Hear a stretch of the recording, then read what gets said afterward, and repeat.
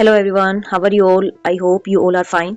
So, in today's session, we are doing the book exercise of chapter 4, and I will also provide you PDF for this. So, first question in this book exercise is write pseudocode that reads two numbers and divide one by another and display the quotient. हमें pseudocode लिखना है और user से हम दो number input कराएंगे and then एक number को दूसरे नंबर से डिवाइड करेंगे और जो क्वोशिएंट आएगा उसको डिस्प्ले कराना है। तो इसका सॉल्यूशन है, सूडो कोड में हम कीवर्ड्स का यूज़ करते हैं, ये ऑलरेडी मैं आपको बता चुकी हूँ। ये देखिए, पहला keyword begin is for starting the pseudo code. यहाँ से हमारा जो कोड है स्टार्ट हो रहा है। नंबर टाइप के हमने 3 वेरिएबल क्रिएट किए, num1, num2 और क्वोशिएंट। उसके बाद ये यूज़र के सामने आएगा, ये एज इट इज़ लिखा हुआ डिस्प्ले होगा। एंटर द फर्स्ट नंबर, ये मैसेज आएगा कि फर्स्ट नंबर एंटर करो जो आपका डिविडेंड है, जिसको डिवाइड करना है वो नंबर एंटर करो। फिर उसके बाद इनपुट num1 में वो नंबर इनपुट हो जाएगा। इसके बाद सेकंड मैसेज आएगा, एंटर द सेकंड नंबर, हमें डिवाइज़र को एंटर करना है, तो ये मैसेज आएगा यूज़र के सामने। यूज़र फिर डिवाइज़र इनपुट करेगा किसके अंदर, num2 के अंदर। फिर उसके बाद ये चेक करने के लिए हमने कंडीशन डाली है, if num2 is not equal to 0। ये पहले चेक करेगा कि num2 की वैल्यू 0 नहीं होनी चाहिए। If num2 is not equal to 0 then उसके बाद ये स्टेटमेंट एग्जीक्यूट हो जाएगी। तो अगर num2 की वैल्यू 0 होगी तो इफ़ पार्ट की ये स्टेटमेंट एग्जीक्यूट नहीं होगी। उसके बाद क्वोशिएंट कैलकुलेट होने के बाद लास्ट में हम आउटपुट यानी कि प्रिंट करा देंगे क्या, the result is quotient. Otherwise क्या होगा, अदरवाइज़ एरर आएगा, एरर मैसेज शो होगा that division by 0 is not allowed. हम 0 से डिवाइड नहीं कर सकते, क्योंकि 0 से किसी भी नंबर को डिवाइड किया जाता है तो वो इनफाइनाइट हो जाता है। इसके बाद लास्ट में end, so division by 0 is not allowed, therefore the algorithm first check the divisor. सबसे पहले इसीलिए हमने क्या स्टेटमेंट डाली है कि num2 की वैल्यू 0 तो नहीं है।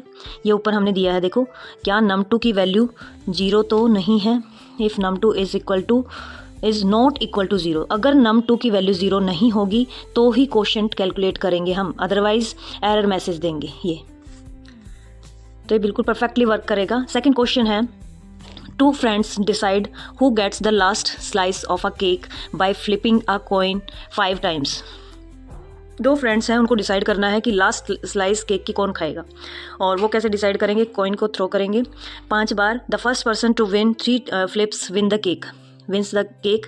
जिसका 3 बार आया तो वो लास्ट स्लाइस उसी की होगी। An input of 1 means player 1, अगर 1 इनपुट कर रहे हैं तो player 1 wins a flip and 2 means player 2 wins a flip. Design an algorithm to determine who takes the cake. हमें एक एल्गोरिथम डिज़ाइन करना है, तो एल्गोरिथम जस्ट लाइक हम इंग्लिश में सेंटेंस लिखते हैं, सेम वैसे ही हम लिख सकते हैं इसके अंदर।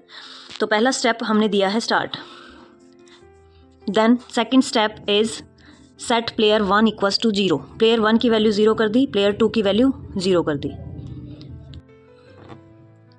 उसके बाद क्या करेंगे, प्लेयर 1 और प्लेयर 2 दोनों वेरिएबल्स की वैल्यू 0 सेट करेंगे। स्टार्टिंग में दोनों की वैल्यू 0 होगी and we have to repeat the following steps for 5 flips. तो यहाँ पे कौन सी स्टेटमेंट्स का यूज़ हुआ है, रिपीटिशन का। हम क्या करेंगे, इनपुट वैल्यू रीड करेंगे, फिर चेक करेंगे इनपुट वैल्यू 1 है तो प्लेयर 1 की वैल्यू को इंक्रीमेंट कर देंगे 1 से। अगर इनपुट की वैल्यू 2 आई तो प्लेयर 2 की वैल्यू इंक्रीमेंट होगी। इफ़ प्लेयर 1 बिकम्स 3, अगर प्लेयर 1 की वैल्यू 3 हो गई है then display player 1 wins the cake. जैसे ही किसी भी प्लेयर की वैल्यू 3 हुई हम डिस्प्ले कर देंगे वही प्लेयर विंस द केक। तो ये ऐसे वर्क करेगा। So algorithm counts wins of each player, declares the winner as soon as any player wins 3 flips. जैसे ही 3 फ्लिप किसी भी प्लेयर के हुए तो वो विनर डिक्लेयर हो जाएगा। उसके बाद नेक्स्ट क्वेश्चन है, question number 3, write the pseudo code to print all multiples of 5 between 10 and 25 including both 10 and 25 including. So इन दोनों को इंक्लूड करते ही रिपीट होगी ये स्टेटमेंट, और 10 और 25 भी उसमें इंक्लूड होनी चाहिए।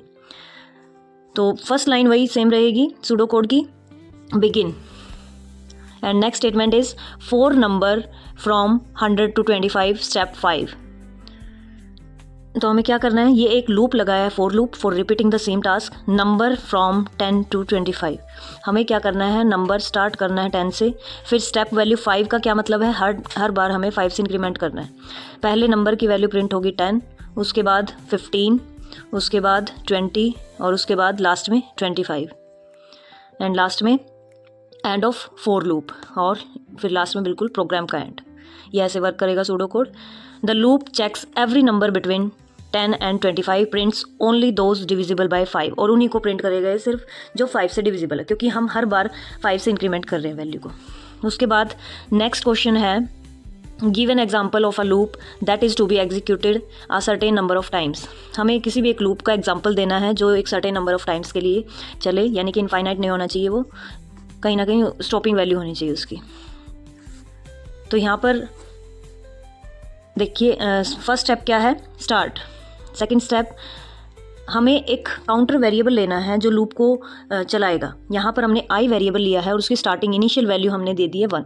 If I is less than और इक्वल टू 5, अगर आई की वैल्यू लेस है या इक्वल है 5 के तो डिस्प्ले होगा हेलो, अदरवाइज नहीं होगा। एंड हर बार हमें आई की वैल्यू इंक्रीमेंट करनी है 1 से। जैसे फर्स्ट टाइम ये आई की वैल्यू 1 है, हेलो प्रिंट होगा, क्योंकि आई की वैल्यू 1 है तो 1 less than equal to 5, yes condition true, true है तो हेलो प्रिंट हुआ। देन इंक्रीमेंट हुई 1 से, आई की वैल्यू 2 हो गई, फिर से चेक हो गया 2 less than equal to 5, yes condition true, then again hello world print होगा। सेकेंड टाइम फिर से हुआ, उसके बाद फिर आई की वैल्यू इंक्रीमेंट हुई, आई की वैल्यू 3 less than equal to 5, yes hello फिर से प्रिंट होगा।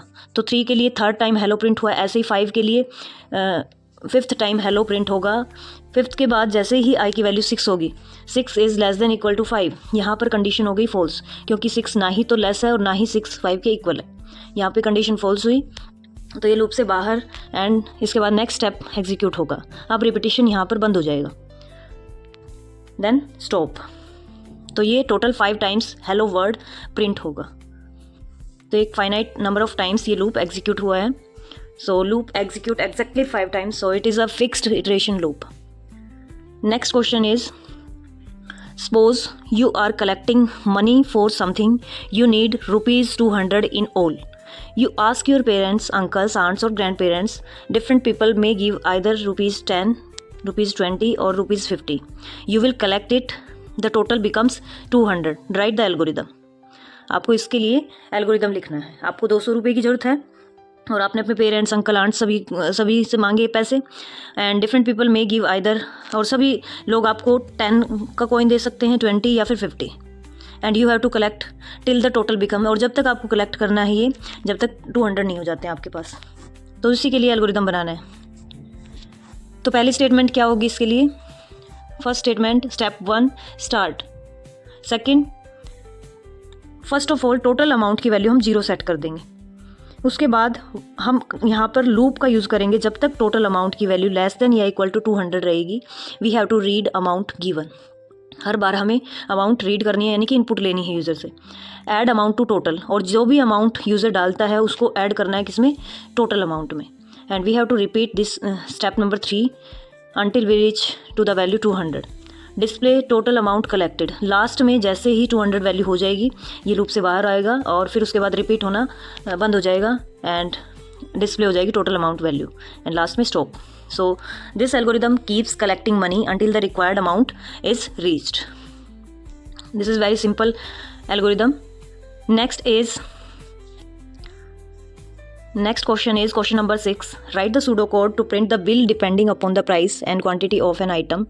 Also print bill GST, which is the bill after adding 5% tax in the total bill.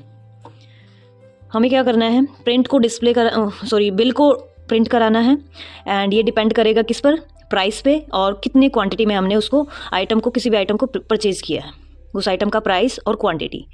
And bill GST भी हमें प्रिंट करना है 5% का इसमें टैक्स ऐड करने के बाद। सो लेट्स सी आंसर क्या होगा इसका। वी हैव टू बिगिन, सबसे पहले हमें सूडो कोड में कौन सा कीवर्ड ऐड करना है, बिगिन और एंड, ये सभी में आएगा। सेकंड क्या होगा, input price. First of all जिस आइटम को आप परचेज कर रहे हो उसका प्राइस हम इनपुट कराएंगे। देन क्वांटिटी, उस आइटम की कितनी क्वांटिटी आपको परचेज करनी है, एक लेना है वो आइटम या 2 3 कितने। देन हमें सेट करनी है टोटल बिल। टोटल बिल की वैल्यू कितनी होगी, प्राइस मल्टीप्लाई में क्वांटिटी। एक आइटम का जितना प्राइस है उसको मल्टीप्लाई कर दो क्वांटिटी से। मान लो एक पेन हमने ख़रीदा वो 10 रुपये का है और हमने ऐसे 20 पेन खरीदे तो वो कितने के हो जाएंगे, 200। तो वो टोटल ऐसे ही टोटल बिल भी कैलकुलेट होगा। एंड उसके बाद जीएसटी अमाउंट कैलकुलेट करनी है हमें। टोटल बिल का 5% जीएसटी अमाउंट आ जाएगी, जो भी टोटल बिल था उसका 5% यानी कि 0.05 से मल्टीप्लाई कर दिया, इसका 5% कैलकुलेट हो जाएगा। एंड अब ये जो जीएसटी अमाउंट आई है इसको टोटल बिल में हम ऐड कर देंगे, तो हमें नेट जो भी बिल जीएसटी बनेगा वो मिल जाएगा। और लास्ट में हम टोटल बिल को प्रिंट कर देंगे, total bill and print GST including bill GST, यानी कि टोटल बिल भी प्रिंट किया और लास्ट में जो टोटल अमाउंट आई थी उसको भी प्रिंट किया, दोनों ही प्रिंट किए हैं। उसके बाद लास्ट स्टेप एंड, तो ये था इसका pseudo code. GST is added to the original bill to calculate the final amount payable. जो भी ओरिजिनल बिल था उसी में ऐड किया जाएगा जीएसटी को। Next question is question number 7, write pseudo code that will perform the following. एक pseudo code बनाना है हमें, उसमें 3 टास्क कराने हैं। क्या है? Read the marks for of 3 subject, 3 subject है computer science, mathematics and physics. इनके मार्क्स हमें रीड कराने हैं यानी कि इनपुट कराने हैं। Then calculate the aggregate marks, फिर एग्रीगेट मार्क्स कैलकुलेट कराना है, देन परसेंटेज। तो पहला स्टेप क्या होगा? बिगिन। सेम स्टेप, बिगिन और एंड ये सेम स्टेप्स हैं जो इस सूडो कोड में, सभी सूडो कोड्स में हम ऐड कर सकते हैं। सेकंड, रीड किया computer science marks, math marks, physics marks. Then aggregate का क्या होगा? सबको हम ऐड कर देंगे, ये हमने ऐड का कोड लिखा हुआ है। उसके बाद परसेंटेज के लिए जो टोटल वैल्यू थी उसको डिवाइड कर देंगे कितने से? जो इनके मैक्सिमम मार्क्स थे, 100 ईच है तो 300 से हमने डिवाइड किया एंड मल्टीप्लाई किया 100 से। और लास्ट में एग्रीगेट को डिस्प्ले किया और परसेंटेज को भी डिस्प्ले कर दिया। उसके बाद एंड है, end aggregate shows total marks, percentage shows average marks. Next question is question number 8, write an algorithm to find the greatest among 2 different numbers entered by the user. हमें एक algorithm लिखना है जिसके अंदर हम ग्रेटेस्ट नंबर फाइंड आउट करेंगे। 2 numbers हम enter कराएंगे यूज़र से और उन दोनों नंबर में से हमें फाइंड आउट करना है कि कौन सा नंबर ग्रेटेस्ट है, कौन सा नंबर दोनों में बड़ा है। तो पहला स्टेप क्या होगा? स्टार्ट। उसके बाद रीड करेंगे, रीड यानी कि इनपुट कराएंगे यूज़र से नंबर ए और बी दोनों। फिर चेक करेंगे if a is greater than b, अगर ए बड़ा है बी से then display a as greatest, तो डिस्प्ले कर देंगे ए जो है वो ग्रेटेस्ट नंबर है। Else display b as greatest. Condition हमें एक ही टाइम चेक करनी है, इफ़ के साथ हम कंडीशन को लगाते हैं। अगर ये कंडीशन ट्रू हुई तो ए ग्रेटेस्ट होगा, अगर ये कंडीशन फॉल्स हुई तो बी ग्रेटेस्ट होगा, एंड लास्ट में स्टॉप। नेक्स्ट क्वेश्चन है question number 9, write an algorithm that performs the following. ये टास्क है। Ask a user to enter a number, सबसे पहले यूज़र से नंबर एंटर कराना है। And if the number is between 5 and 15 write green. अगर number 5 और 15 के बीच में है तो ग्रीन प्रिंट कराना है, 15 और 25 के बीच में है तो ब्लू, एंड 25 and 35 है तो orange. Otherwise write all colours are beautiful. अगर 35 के से बड़ा कोई नंबर है या 5 से कोई छोटा नंबर है तो उसके लिए डिस्प्ले होगा all colours are beautiful. So first of all we start the program, then read number and जो भी नंबर इनपुट कराया उसको रीड करेंगे। देन इफ़ कंडीशन देंगे हम, if n is between 5 and 15, अगर n की वैल्यू 5 और 15 के बीच में है देन डिस्प्ले ग्रीन। अब देखो हमें एक और कंडीशन चेक करनी है, तो एक और कंडीशन के लिए हम यूज़ करते हैं एल्स इफ़ का। सिंपली एल्स का यूज़ नहीं करेंगे, एल्स इफ़ का यूज़ करेंगे, क्योंकि हम कंडीशन किसके साथ दे सकते हैं? इफ़ के साथ ही दे सकते हैं। तो हमने यूज़ किया, अगर ये कंडीशन फॉल्स है तो इसको फॉल्स होने के बाद हम एक और कंडीशन चेक करेंगे, n is between 15 and 25। If this condition is true then display blue. Otherwise फिर से हम थर्ड कंडीशन चेक करेंगे, whether n is between 25 and 35। If it is then display orange. Else अगर ये भी कंडीशन फॉल्स होगी तो डिस्प्ले कर देंगे हम all colours are beautiful, and last में stop. So different condition decide different output. Different conditions के बेस पर आउटपुट डिसाइड होती है। उसके बाद है question number 10, write an algorithm that accepts 4 numbers as input and finds the largest and smallest of them. एक algorithm हमें लिखना है जिसके अंदर हम 4 नंबर्स इनपुट कराएंगे एंड फिर उन चारों नंबर्स का क्या करेंगे, उन चारों नंबर्स में से लार्जेस्ट और स्मॉलेस्ट नंबर हमें फाइंड आउट करना है कि कौन सा सबसे बड़ा नंबर है और कौन सा सबसे छोटा नंबर है। So first step in this algorithm is start. Then second step is read 4 numbers. चारों इनपुट कराएंगे हम चारों नंबर्स को, तो उसके लिए लिखा है हमने रीड 4 नंबर्स ABCD। इनपुट के लिए हम रीड वर्ड का यूज़ कर सकते हैं एल्गोरिदम में। Then step number 3 is assume A is largest and smallest. First हमने एज्यूम कर लिया कि ए ही हमारा बड़ा नंबर है, ए ही हमारा छोटा नंबर है। Then compare B C D with largest and smallest, update values. फिर उसके बाद हम कंपेयर करेंगे ए को बी से भी, ए को सी से भी और डी से भी। अगर मान लो ए से बड़ा हमें अदर कोई नंबर मिला तो लार्जेस्ट की वैल्यू हो जाएगी वही नंबर। अगर बी है तो लार्जेस्ट इक्वल टू बी को हम लार्जेस्ट बना देंगे। अगर ए से बड़ा मान लो सी है तो सी लार्जेस्ट हो जाएगा। ऐसे ही स्मॉलेस्ट का भी होगा। अगर ए से स्मॉल कोई अदर नंबर मिल गया, लेट से मुझे डी मिल गया, तो स्मॉलेस्ट नंबर हो जाएगा डी। लास्ट में stop. So repeated comparison finds both values. दोनों ही वैल्यूज़ हम ऐसे ही कंपेयर करके बार बार रिपीट करेंगे स्टेप्स और फाइंड आउट कर सकते हैं। Now next question number 11 is write an algorithm to display total water bill charges depending upon units consumed. Units के बेस पर हमें बिल चार्ज कैलकुलेट करना और डिस्प्ले कराना है। सो फर्स्ट यूनिट अगर 100 यूनिट्स हैं एट रुपीज़ फॉर, तो उसमें वहाँ पर चार्जेस लगेंगे 5 रुपीज़ पर यूनिट। एंड अगर यूनिट्स 100 से ऊपर हैं तो 100 से ऊपर होने के बाद 150 अगर और उससे ज़्यादा हैं यानी कि 250 तक है तो 10 रुपीज़ पर यूनिट लगेंगे। अगर 250 यूनिट से भी ज़्यादा है तो 20 रुपीज़ पर यूनिट चार्ज किया जाएगा। And also add meter charge, meter charge अलग से ऐड होगा 75 रुपीज़ पर मंथ। तो हमें इसके लिए एल्गोरिदम डिज़ाइन करना है। तो first of all first step is start same. Then next step read units consume. Unit हम इनपुट कराएंगे यूज़र से कितनी यूनिट कंज्यूम हुई है। इफ़ यूनिट्स फिर कंडीशन देंगे, अगर यूनिट्स 100 से लेस देन और इक्वल टू हैं देन बिल कैलकुलेट होगा, bill equals to units, units जितनी है उसको मल्टीप्लाई कर देंगे 5 से।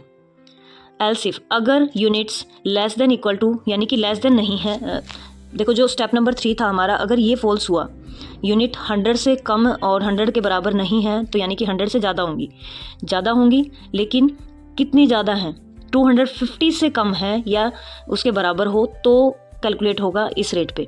100 जो यूनिट थी स्टार्टिंग की उन पे 5 रुपये चार्ज लगेगा और जो रिमेनिंग है उनमें 10 रुपीज़। तो यूनिट्स माइनस 100 मल्टीप्लाई में 10। एंड अगर 250 से भी ज़्यादा है यानी कि ये कंडीशन फॉल्स हो गई, यूनिट्स नॉट लेस देन और equal to 250, then third condition क्या होगी। थर्ड कंडीशन ये चेक करेगा ही नहीं, डायरेक्टली बिल अमाउंट ऐसे इस फॉर्मूला से कैलकुलेट होगी। 250 से ज़्यादा होते ही 100 जो स्टार्टिंग यूनिट होंगी उन पे 5 रुपीज़, 150 इससे नेक्स्ट 150 के लिए 10 रुपीज़ और रिमेनिंग 20 रुपीज़। इससे ऊपर जितनी भी यूनिट्स होंगी उन पे 20 रुपीज़ पर यूनिट पे किया जाएगा। उसके बाद ये बिल में हम ऐड करेंगे कितने rupees 75, add meter charges of 75, then display total bill and last step is stop. So different slab rates are applied to calculate the bill. Now next question is what are conditionals and when are they required in a program?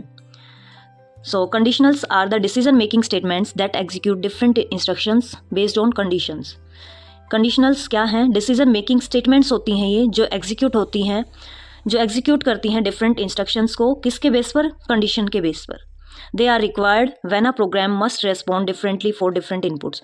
और इनकी requirement कब होती है? जब हमें different input के लिए different behaviour show करना हो। Next question is question number 13, match the pairs. यहाँ पे एक फ्लो चार्ट का डायग्राम बना हुआ था जहाँ पर कुछ शेप्स दी हुई थी, जैसे एरो शेप दी हुई थी, तो एरो को मैच करना था। क्या ये फ्लो ऑफ कंट्रोल है? Yes, this is used for flow of control. Process step के लिए, प्रोसेसिंग के लिए कौन सी शेप यूज़ होती है? रेक्टेंगल शेप यूज़ होती है। स्टार्ट और स्टॉप के लिए ओवल शेप यूज़ होती है। ये मैं आपको अलग से प्रोवाइड कर दूंगी पूरी एक टेबल जिसमें हर शेप का नाम भी दिया होगा। इसके बाद नेक्स्ट हम करते हैं, और हर एक शेप का अपना एक पर्पज़ होता है। जैसे पैरेललोग्राम का यूज़ करते हैं हम इनपुट लेने के लिए और आउटपुट शो करने के लिए। Next question number 14, following is an algorithm for going to school और college, suggest improvement to include other options. इसमें एक एल्गोरिदम था एंड वो हमें इम्प्रूव करके दिखाना था। उसमें एक मिस्टेक दी हुई थी कि उसमें ये कंप्लीट क्वेश्चन नहीं है, इसको चलो बाद में ही करते हैं। इसके बाद continue, bye bye, take care, see you. Question number 14 से मैं आपको कंटिन्यू नेक्स्ट क्लास में कराऊंगी। इसमें थोड़ा सा अपडेट करना है मुझे, ये क्वेश्चन रॉन्ग है क्योंकि ये कंप्लीट क्वेश्चन नहीं है। So take care, bye bye, see you in the next video.